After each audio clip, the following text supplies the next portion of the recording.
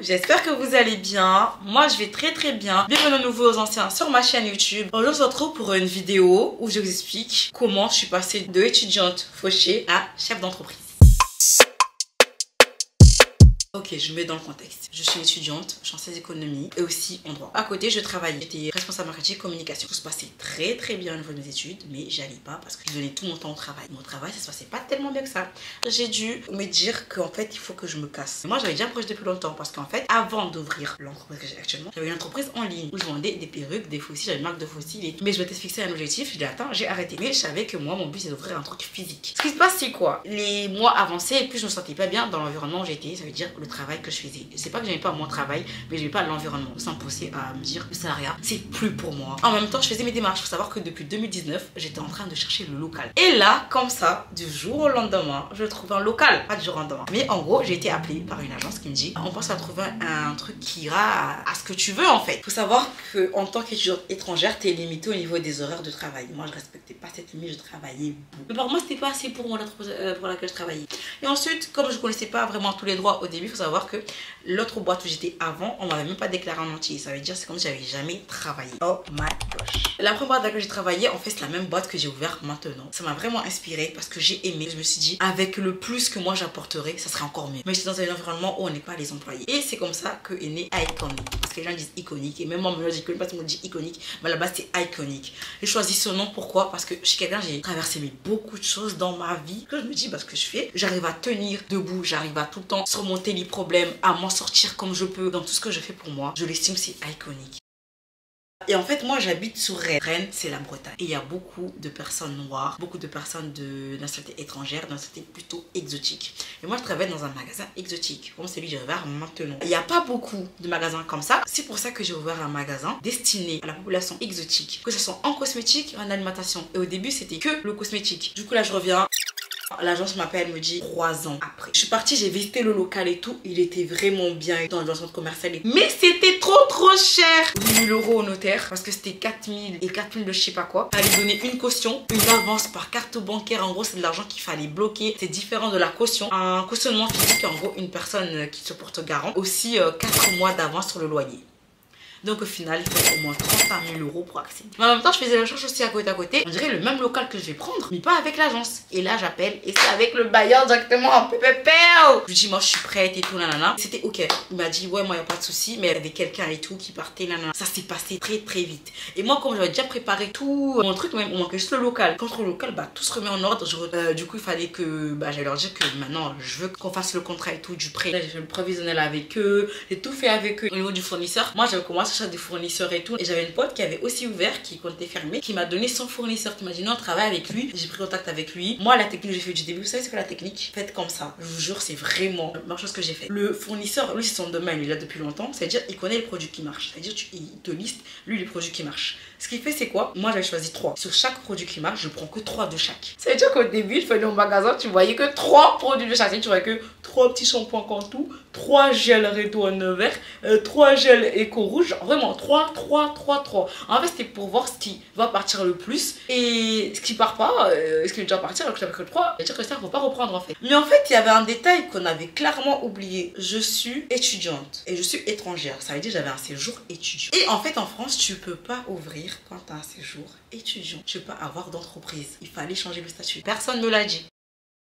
Ça veut dire j'ouvre et tout, c'est ok. Je reçois le mail parce qu'on a déposé le capital, l'argent sur le compte et tout. On reçoit un mail de la banque qui dit bah non, on peut pas faire le dépôt de capital et tout parce que votre séjour ne permet pas d'avoir une entreprise. La veille, le greffe il envoie un courrier pour dire que non, j'ai pas le droit d'ouvrir. Du coup, lui suspend l'immatriculation d'entreprise. J'avais déjà le crédit à mon nom, j'avais déjà la marchandise parce qu'on est parti sur Paris, aller prendre la marchandise parce que je voulais voir le fournisseur pour la première fois pour qu'on parle et tout, qu'on se voit quand même et tout, faire le premier contact physique et tout. Et il y avait d'autres fournisseurs que eux ne livrent pas, du coup, il fallait que j'aille les voir. Le greffe me dit j'ai pas le droit d'ouvrir. On ouvre et après j'ai entamé les démarches pour changer de statut. Et ça a pris du temps pour que je puisse tout mettre à mon nom. C'était vraiment lent. Et moi en fait j'avais tout le visu. J'avais déjà tout prévu. Il faut savoir déjà que ce que je vais faire maintenant, c'est pas vraiment ce que j'avais prévu. Moi c'était un truc encore plus grand. Je voyais trop loin. Mais comme je dis tout le temps, pour atteindre des objectifs à long terme, il faut atteindre des objectifs à court terme qui vont te permettre de faire ceux de long terme. Et le truc, on voit l'évolution quand même. J'avais quand même que 3 produits de chaque. Je faisais que du cosmétique. Maintenant je suis passée à l'alimentaire et alhamdoulilah le magasin il il est plein, alhamdoulilah, je remercie Dieu. Le truc aussi, c'est que le chiffre d'affaires que je faisais, mais MDR, maintenant je le fais quoi? Je l'ai dépassé. Et je parle de chiffre d'affaires pour vous dire en fait qu'en fait les prévisions, prévoyez moins. Parce que vous serez content de vous dire que là, vous avez doublé, triplé, quintuplé votre chiffre d'affaires que de vous dire, ah non, j'arrive même pas à atteindre le chiffre d'affaires prévu. Parce que je vais dire, autrement ça change. Prévoyez le strict minimum. Il y a beaucoup de magasins exotiques, mais le mien, je veux qu'il soit différent. Déjà, la présentation. Parce qu'on a trop l'habitude, tu vas dans un magasin exotique, tu dirais, t'es au marché, au bled et tout, franchement, ça fait pas ouf. Moi, je voulais pas ça. Je voulais un truc propre, carré. Et aussi, autre que je voulais pas. Les gens, d'habitude, quand vous êtes dans un magasin africain, quand en mode tu rentres, la caissière, il est aigri. Elle répond pas, énervée. Non, moi, tu viens, je t'accueille avec le sourire. Si j'arrive à te conseiller, je te conseille. Pour vraiment marquer la différence. Et aussi, moi, le fait que je sois jeune et connectée, et comme la com, c'est mon domaine, bien sûr, moi, il y a le site internet, je peux commander en ligne. Les trucs que les magasins exotiques, les autres, bah, ils font pas. Du moins, ici à Rennes. C'est grave des petits trucs et tout, mais qui font grave la différence. On est ici sur Uber Eats. Ça veut dire que avant, sur Uber Eats, les courses, tu peux faire que quand tu commandes de chez Carrefour. Si tu mangeais exotique, il fallait absolument que tu te déplaces pour aller commander ton plat. Moi non, en fait. Pourquoi? Il faut savoir aussi, mais un truc. Vous savez que ouvrir une entreprise, ça coûte trop cher. Heureusement, j'ai une expérience qui fait que j'ai pu tout faire moi-même. La rédaction des statuts, l'ouverture, le dépôt du capital, genre vraiment tout. Alors que ça, à la base, il fallait payer le comptable qu'il le fasse et le notaire et plein d'autres personnes. J'ai tout fait. Que ce soit aussi le logo, le lancement marketing, le début et tout là. J'ai vraiment tout fait. Et en plus, c'est un truc que j'avais prévu depuis le début. J'ai des projets, j'ai écrit mais depuis longtemps. Tu peux croire que ça dort. En fait, ça dort pas. Juste le jour où là, tu seras apte à le faire, mais tu auras tout devant toi. Bah non, ça prend du temps un projet. C'est-à-dire que j'ai le financement, je l'ai pas vraiment eu à la fin. J'ai pas eu la totalité tout comme j'étais étudiante. C'est-à-dire j'avais eu une prime de la ville de Rennes. Au final, je l'ai pas eu. Et ça a mis un coup dur à mon ouverture. J'ai ouvert le truc. J'avais mon travail à côté quand même en tant que responsable. Je faisais quand même de l'intérim. Et j'ai fait du ménage. Bah, je tressais les gens. J'ai fait plein de trucs parce qu'il fallait vite que je remonte la pente. Enfin, je trouve le manquant là. Faites-vous accompagner. Faites-vous accompagner quand vous ouvrez. Et c'est compliqué d'avoir une entreprise, c'est compliqué. Mais quand tu sais que tu as quelqu'un que tu peux lui écrire, oui, enfin, avec tel truc, il se passe comme ça, elle te dit, non, tranquille, on va trouver une solution, va taper à telle porte et tout. C'est le goal. Quand tu as un objectif, il n'y a rien qui doit te déconcentrer.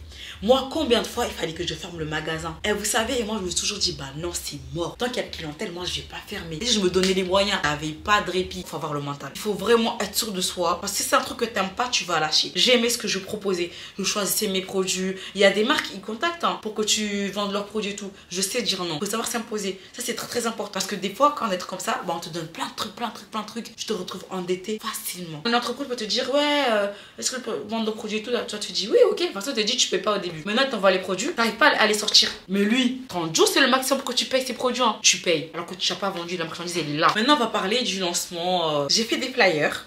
Et je vous jure, on les distribue partout en ville. Et les flyers, j'ai mis qu'on offrait une paire de fossiles au premier clip dans tout Rennes. On est parti jusqu'à Route de Lorient. J'ai pas fait une grosse pub au final parce que heureusement j'avais ma petite communauté Snapchat, Instagram, TikTok et tout. Ça m'a beaucoup aidé. Négligez pas les réseaux. Et je vous jure, les gens ils viennent, ah je viens des TikTok et tout. Ça me fait trop plaisir. Ouais, les gens de Snap et tout, quand j'ai vu les partager. Il faut vraiment être prêt parce que c'est pas votre entourage qui va vous soutenir quand vous allez vous lancer. Il faut pas bouder. Tous vos amis ils consomment ce que vous allez vendre, mais ils vont pas consommer chez toi. En fait, mets ton énergie à ces personnes qui viennent dans ton magasin. Ils viennent, ils doivent trouver les produits qu'ils veulent, ils doivent être écouter, ils doivent se sentir à l'aise dans ton magasin. Éloigne-toi des énergies négatives. Et aussi prépare-toi à ce que quand tu auras quelque chose, tu auras des ennemis. Enfin, à la base, t'avais pas. Et gardez les pieds sur terre. Pas parce que maintenant tu deviens chef d'entreprise, tu te dis ouais, tu vas prendre les gens de haut. Non, parce que tout peut changer. Une fois tu feras 20 000, une fois tu feras 0. Pas que l'argent te monte à la tête parce que l'argent fait pas tout. Tu peux avoir ton magasin, il est rempli. Personne ne viendra acheter si ton comportement il est ignoble. Je reviens sur le lancement. Vous voyez les fossiles que j'offrais. En fait, c'est les fossiles. Je dis qu'au début, j'avais ça sur internet à l'ancienne. Du coup, c'est le stock qui est resté là. J'ai vendu le stock à Iconic. Et c'est ça qu'on a fait pour donner des cadeaux à l'ouverture et que j'ai continué à vendre les produits que j'avais sur Internet. Et ça en fait, c'était un apport aussi. Quand tu es chef d'entreprise, tu dois être vraiment polyvalente. Tu dois savoir tout faire. Moi, heureusement, toutes mes expériences ont fait que j'étais aboutie à 90%. Parce que pour avoir un magasin, je sais faire la caisse. Bah, j'ai été caissière, donc je sais faire. J'ai géré un commerce exotique, c'est exactement ce que je fais actuellement. Du coup, je sais faire les commandes, je connais les produits, je sais être à l'écoute, je sais être commercial aussi. Le côté marketing c'est super important et c'est mon poste. Donc c'était encore plus bénéfique. Et aussi mes études m'ont beaucoup aidé. Comme j'ai fait de l'économie, donc ça tournait autour de ça entre guillemets. Du coup n'écoutez pas les gens qui vous disent que les études ça sert à rien. Peut-être le diplôme ne servira à rien, mais les études ça vous sert. Vous allez acquérir des connaissances que vous aurez nulle part ailleurs. Parce que sur place c'est que des compétences que tu vas acquérir. J'aimais pas la comptabilité en économie, tu vois ce que je veux dire. Mais ça me permet maintenant de comprendre des notions. Quand je vois, je comprends. Quand je vois avec mon comptable, je comprends. Quand je vois avec mon banquier, je comprends. Je suis pas là en mode je comprends rien et on peut me plumer. Je sais fixer mes prix de vente, je sais faire mes équations de rentabilité, calculer mes seuils de rentabilité, calculer mes marges toute seule, sans aller payer un rendez-vous pour qu'on me les fasse. Donc c'est super important. Négligez pas, c'est vraiment super important. Quand je vous dis polyvalent, c'est quoi? Par exemple, au lieu de payer quelqu'un pour le faire, bah comme toi tu peux le faire, bah tu le fais. Là tu économises. Parce que là maintenant vous en rendez pas compte. Mais quand vous allez voir une entreprise, vous allez voir à quel point votre argent vous l'aimez. Il faut être dynamique, il faut réfléchir vite. Il faut être quelqu'un qui sait prendre des décisions, quelqu'un qui sait agir quand il y a un problème. Si tu es quelqu'un qui est mou, tu ne pourras pas suivre. Ça va te dépasser. Les clients chiants, les fournisseurs malhonnêtes, parce que c'est que les fournisseurs malhonnêtes, les clients aussi malhonnêtes, respecte les business des autres, on va te respecter. Maintenant on va parler du fait de s'associer. Parce qu'au début j'étais pas toute seule, maintenant je le suis. Faites attention avec qui vous associez. C'est très très important et la santé de votre entreprise va en dépendre. Si tu ne t'entends pas bien avec la personne avec qui tu t'es associé, ça n'ira pas bien au niveau là. On parle des finances de l'entreprise, on parle des relations de l'entreprise, du bon fonctionnement de l'entreprise. Du coup, en quittant le salariat, pensez pas que là vous aurez plus de temps pour vous parce que c'est pas le cas, du moins pas le début. Quand vous travaillez pour vous, vous travaillez H24. Moi pour mon cas par exemple, la journée je suis au magasin, mais même quand je suis chez moi, bah, si j'ai une idée, bah, je vais la noter.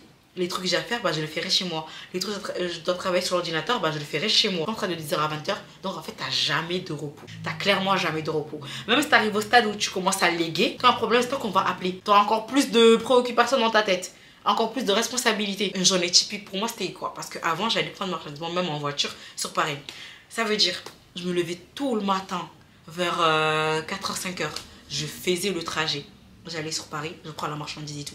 Je tapais l'aller-retour et tout. Je venais, je ferais le magasin, je ferme à 20h. Et quand je rentre là, je fais les papiers du vage que j'étais partie le matin. C'était tout le temps comme ça. Clairement. Tu n'as pas de vie. Tu n'as clairement pas de vie. Ta vie, c'est ton business. Donc si tu n'es pas prêt à avoir ce type de quotidien, ça sert à rien. Et aussi quand on ouvre et tout, tu fais ton prévisionnel et tout, mais il faut être à l'affût. Il faut faire des comparatifs au niveau des prix. Il faut aller chez tous les fournisseurs de ce que tu veux. Comme ça, tu compares le tout des tout. Moi, je joue les gondoles, comment ça coûte cher les gondoles. Comment vous dire qu'à la base, mon devis, il était de 8 000 € pour que les gondoles. Hein. Au final, j'ai tout acheté. Au final, j'ai tout acheté pour seulement 800 €. Je suis partie de 8 000 € à 800. C'est le 10e en fait. Dans le business, même 1 centime, c'est beaucoup. 10 € c'est beaucoup. Parce que tu vas travailler à l'année, au jour. Maintenant, c'est que 10 €. Mais 10 € dans les 12 mois, ça te fait combien? Ça fait 120 €. Tu veux payer la déclaration pour un de tes employés. Donc, faut pas négliger. Faut qu'une fois avoir eu le gondole, je partais dans les magasins comme les miens pour aller voir les produits qu'ils ont et tout. Je faisais des comparatifs. Je regardais tel magasin, il avait plus de moi, il avait moins. Je regardais pourquoi. Je regardais la qualité de service. Tout ça, je prenais en compte. En fait, c'est mon étude de marché. Je prenais tout ça en compte pour que le mien, ça soit bien. C'est comme ça que j'ai fait. Je partais voir. Surtout quand tu viens à l'étape où tu as déjà les produits, tout ça, nanana. Bah toi, tu viens d'ouvrir, tu sais pas comment ça marche pour fixer les prix. Je te renseigne sur les marges, sur tel domaine, le marge est de combien. Et si tu fais tout ça, et quand je commence à voir que ça commence à payer, tu es content et tu es fier de toi, je te dis waouh.